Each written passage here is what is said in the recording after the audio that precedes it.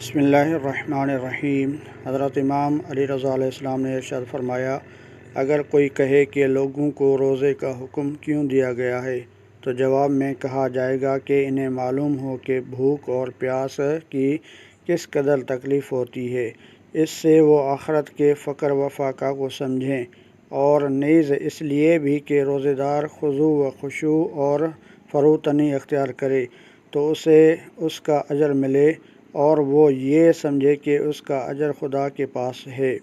اس کو اس کی معرفت حاصل ہو جائے، اسے بھوک اور پیاس سے جو تکلیف پہنچے اس پر صبر کرے تاکہ ثواب کا مستحق قرار پائے۔ اس کے ساتھ ساتھ روزے میں خواہشات نفسانی کو شکست ہو، دنیا میں لوگوں کو اس سے نصیحت حاصل ہو، آخرت میں فرائض کی ادائیگی کے لیے تیار کرے، ان کی رہنمائی کرے، اور انہیں معلوم ہو کہ دنیا میں فقراء و مساکین کس شدت سے فقر و فاقہ میں مبتلا ہوتے ہیں، اس طرح وہ اپنے مال میں سے فرض شدہ واجبات کو ادا کریں۔